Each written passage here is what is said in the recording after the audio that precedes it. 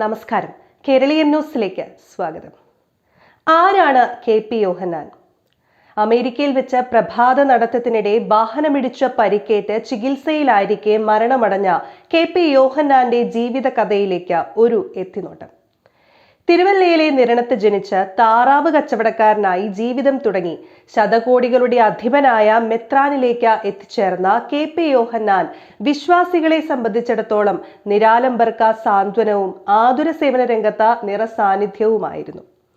Charity പ്രവർത്തനങ്ങളുടെ മറവിൽ വിദേശത്ത് നിന്നെത്തിച്ച പണം വകമാറ്റി ചെലവഴിച്ച ക്രമക്കേടുകളുമായി ബന്ധപ്പെട്ട് തിരുവല്ല ആസ്ഥാനമായി പ്രവർത്തിക്കുന്ന ബിലീവേഴ്സ് ചർച്ചിന്റെ സ്ഥാപനങ്ങളിൽ ആദായ നികുതി വകുപ്പ് നടത്തിയ റെയ്ഡിൽ കോടികൾ പിടിക്കപ്പെട്ടതിനെ തുടർന്ന് KP യോഹന്നാൻ എന്ന പേര് വീണ്ടും വാർത്തകളിൽ നിറയുകയായിരുന്നു. ബിലീവേഴ്സ് ചർച്ചിന്റെ പല സ്ഥാപനങ്ങളിൽ നിന്നായി നടന്ന റെയ്ഡുകളിൽ നിന്നായി 14.5 കോടി രൂപയാണ് അന്ന് പിടിച്ചെടുത്തത്. തിരുവല്ലയിൽ നടന്ന റെയ്ഡിൽ അതിനാടകീയമായ രംഗങ്ങളും അന്ന് അരങ്ങേറിയിരുന്നു. ബിലീവേഴ്സ് ഹോസ്പിറ്റലിനു മുൻപിൽ നിർത്തിയിട്ടിരുന്ന കാറിന്റെ ഡിക്കിയിൽ ചാക്കിൽ നിറച്ച നിലയിലാണ് അന്ന് കോടികൾ കണ്ടെത്തിയത്. ബിലീവേഴ്സ് ചർച്ചിലെ സഭാവക്താവും മെഡിക്കൽ കോളേജ് മാനേജറുമായ ഫാദർ സിജോ പണ്ടപ്പള്ളി റെയ്ഡിനിടെ ഉദ്യോഗസ്ഥർ പിടിച്ചെടുത്ത തന്റെ ഐഫോൺ തട്ടിപ്പറിച്ചോടുകയും ബാത്റൂമിലെ ക്ലോസറ്റിൽ ഫ്ലഷ് ചെയ്യാൻ ശ്രമിക്കുകയും ചെയ്തിരുന്നു.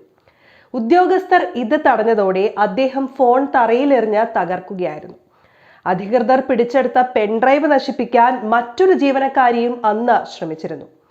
ബിലീവേഴ്സ് ചർച്ചിന്റെ പല സ്ഥാപനങ്ങളിലേക്കായി 5 വർഷത്തിനിടെ 6000 കോടി രൂപയാണ് വിദേശത്ത് നിന്ന് എത്തിയത് എന്നാണ് ആദായ നികുതി വകുപ്പ് അന്ന് കണ്ടെത്തിയിരുന്നത്.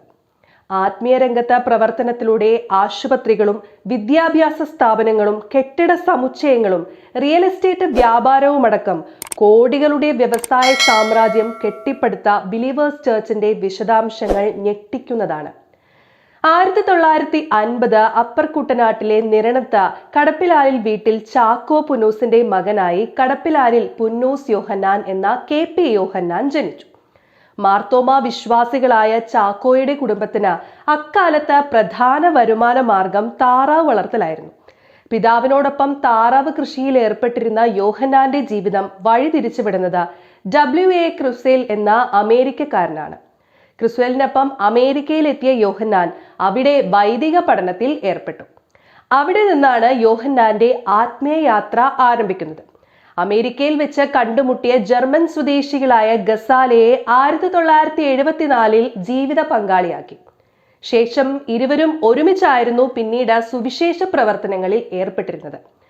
നീണ്ട പ്രവാസത്തിന് ശേഷം KP യോഹന്നാനും കുടുംബവും 1983 തിരുവല്ല നഗരത്തിന് സമീപമുള്ള മാഞ്ഞാടിയിൽ ഗോസ്പൽ ഏഷ്യ എന്ന പേരിൽ ആത്മീയ സ്ഥാപനം കെട്ടിപ്പൊക്കുകയായിരുന്നു.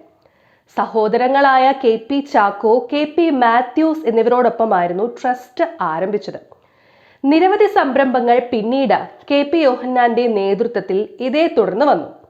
സുവിശേഷ പ്രഘോഷണത്തിനായുള്ള ആത്മീയ യാത്ര എന്ന റേഡിയോ പരിപാടിയുടെ പ്രക്ഷേപണവും ഇതോടൊപ്പം ആരംഭിച്ചു. പിന്നീട് അങ്ങോട്ട് ഇന്നത്തെ KP യോഹന്നാനിലേക്കുള്ള വളർച്ചയായിരുന്നു ജനം കണ്ടത്. 1974 ആരംഭിച്ച യോഹന്നാന്റെ ആത്മീയ യാത്രയുടെ സ്ഥാപനവത്കൃത രൂപമായിരുന്നു ബിലീവേഴ്സ് ചർച്ച് എന്ന വിശ്വാസ കേന്ദ്രം. അനുയായികളും ആസ്തിയും വർദ്ധിച്ചതോടെ 2003 ബിലീവേഴ്സ് ചർച്ച് ഒരു എപ്പിസ്കോപ്പൽ സഭയായി മാറുകയായിരുന്നു. പതിയെ ലോകത്തിന്റെ പല ഭാഗങ്ങളിലേക്ക് അതിന്റെ വേരുകൾ പടർന്ന് പന്തലിച്ചു. കേരളത്തിലെ ക്രൈസ്തവ സഭകൾക്ക് സമാന്തരമായി പ്രവർത്തിച്ച് അവർക്ക് മുന്നിൽ തന്റെ ശക്തി തെളിയിച്ചുകൊണ്ടാണ് KP യോഹന്നാൻ ഓരോ ദിവസവും വളർന്നു വന്നത്. ശേഷം KP യോഹന്നാൻ എന്ന പേര് തന്നെ അദ്ദേഹം ഉപേക്ഷിച്ചു. കുട്ടനാട്ടുകാരനായ KP യോഹന്നാൻ പിന്നീട് മാർ അത്തനേഷ്യസ് യോഹന്നാൻ മെത്രാപ്പൊലീത്ത പ്രഥമൻ എന്നാണ് അറിയപ്പെട്ടു വന്നത്. സ്വയം പ്രഖ്യാപിത ബിഷപ്പ് എന്നാണ് KP യോഹന്നാനെതിരെ മറ്റ് ക്രിസ്തീയ സഭകളിൽ നിന്നുയരുന്ന വിമർശനം. CSI സഭയുടെ മോഡറേറ്റർ ആയിരുന്ന ബിഷപ്പ് KJ സാമുവലാണ് KP യോഹന്നാനെ മെത്രാനായി അഭിഷേകം നടത്തിയത്. അത് അന്ന് വലിയ വിവാദമായിരുന്നു. യോഹന്നാന്റെ മെത്രാഭിഷേകം വ്യാജമായി നടത്തിയെന്ന ആരോപണത്തോടെ സാമുവലിന് മോഡറേറ്റർ സ്ഥാനം അന്ന് രാജിവെക്കേണ്ടി വന്നു. പക്ഷേ KP യോഹന്നാനെ ഇതൊന്നും തെല്ലും ബാധിച്ചതേയില്ല എന്ന് മാത്രമല്ല അദ്ദേഹം വീണ്ടും വീണ്ടും അസൂയാവാഹമായി വളരുകയാണുണ്ടായത്.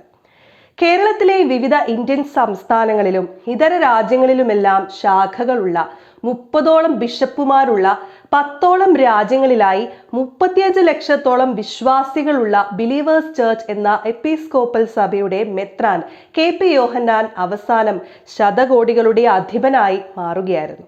ആശുപത്രികളും വിദ്യാഭ്യാസ സ്ഥാപനങ്ങളുമടക്കം ഔദ്യോഗികമായി പ്രവർത്തിക്കുന്ന നിരവധി സ്ഥാപനങ്ങൾക്ക് പുറമെ റിയൽ എസ്റ്റേറ്റ് അടക്കമുള്ള മറ്റ് പല മേഖലകളിലും ബിലീവേഴ്സ് ചർച്ചിന് വൻ നിക്ഷേപമാണുള്ളത്. ഗോസ്പൽ ഏഷ്യയുടെ പേരിൽ ഔദ്യോഗികമായി തന്നെ വിവിധ സ്ഥലങ്ങളിലായി 7000 ഏക്കറിലധികം ഭൂമി നിലവിലുണ്ട്. നിയമക്കുരുക്കിൽപ്പെട്ട വിവാദമായ ചെറുവള്ളി എസ്റ്റേറ്റിലെ 2263 ഏക്കർ ഗോസ്പൽ ഏഷ്യയുടെ ഉടമസ്ഥതയിലാണുള്ളത്. സംസ്ഥാനത്തിന്റെ വിവിധ ഭാഗങ്ങളിലായി 20,000 ഏക്കറിലധികം ഭൂമിയാണ് വിവിധ ട്രസ്റ്റുകളുടെ പേരിൽ KP യോഹന്നാൻ സ്വന്തമാക്കിയിരിക്കുന്നതെന്നും റിപ്പോർട്ടുകളുണ്ട്. ആസ്തി വർധനവിനെതിരെയുള്ളത് കൂടാതെ വേറെയും നിരവധി കേസുകളും പരാതികളും ബിലീവേഴ്സ് ചർച്ചിനും ഗോസ്പൽ ഏഷ്യയ്ക്കുമെതിരെ ഉയർന്നു വന്നിരുന്നു. വിദേശ സഹായം സ്വീകരിക്കുന്നതിനാലായിരുന്നു കൂടുതൽ ആരോപണങ്ങൾ. ജീവകാരുണ്യ പ്രവർത്തനങ്ങൾക്ക് നൽകിയ കോടിക്കണക്കിന് രൂപ ദുരുപയോഗം ചെയ്തെന്ന് കാണിച്ച് ഗോസ്പൽ ഏഷ്യക്കെതിരെ അമേരിക്കയിലും നിരവധി കേസുകൾ ഉണ്ടായിരുന്നു. പക്ഷേ $37 ദശലക്ഷം നഷ്ടപരിഹാരമായി നൽകി അമേരിക്കയിലെ കേസുകൾ ഒത്തുതീർപ്പാക്കാൻ യോഹന്നാന് കഴിഞ്ഞു. 2012 കേരള സർക്കാർ യോഹന്നാനെതിരെ അന്വേഷണം നടത്താൻ തീരുമാനിച്ചിരുന്നു. KP യോഹന്നാന്റെ കീഴിലുള്ള സ്ഥാപനങ്ങൾ വിദേശ നാണയ വിനിമയ ചട്ടം ലംഘിച്ചുവെന്നാരോപിച്ചാണ് 2012 സർക്കാർ അന്വേഷണം പ്രഖ്യാപിച്ചത്. 1990 മുതൽ 2011 വരെ 48 രാജ്യങ്ങളിൽ നിന്നും 1544 കോടി രൂപ വഴിവിട്ട് സ്വീകരിച്ചുവെന്നതായിരുന്നു അന്നത്തെ ആരോപണം. പക്ഷേ ഉന്നതതല ഇടപെടലുകളിലൂടെ അത് അട്ടിമറിക്കപ്പെട്ട കാഴ്ചയാണ് പിന്നീട് കേരളം കണ്ടത്. സമ്പത്ത് കൊണ്ടും അധികാര കേന്ദ്രങ്ങളിലുള്ള പിടിപാടുകൊണ്ടും ആത്മീയ നേതാവ് എന്ന നിലയിൽ ഒരു വിഭാഗം ജനങ്ങളിൽ നിന്നും നേടിയെടുത്ത പിന്തുണ കൊണ്ടും തനിക്കെതിരെ വരുന്ന ആരോപണങ്ങളെയും പരാതികളെയും തടഞ്ഞു നിർത്താൻ യോഹന്നാന് എല്ലാ കാലത്തും സാധിച്ചിട്ടുണ്ട്. എന്തായാലും അത്ഭുതാവഹമായ വളർച്ചയുടെ കാരണഭൂതന്റെ അന്ത്യം പോലും നമ്മളിൽ ഞെട്ടലുളവാക്കിയിട്ടുണ്ട്. നമ്മുടെ ജീവിതത്തിന്റെ അവസാനം എവിടെയായിരിക്കും? വീട്ടിലോ, ആശുപത്രിയിലോ, വേറെ രാജ്യത്തോ, വഴിയിലോ, മോട്ടോർ സൈക്കിളിലോ, കാറിലോ, ആശുപത്രിയിലോ എവിടെയായിരിക്കും? എങ്ങനെയായിരിക്കും? നമുക്കറിയത്തില്ല. എത്ര വർഷം ജീവിച്ചിരിക്കും അറിയത്തില്ല.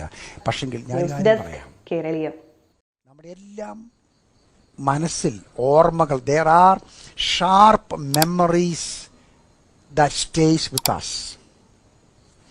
മറക്കാനാവാത്ത ഒരു ഓർമ്മ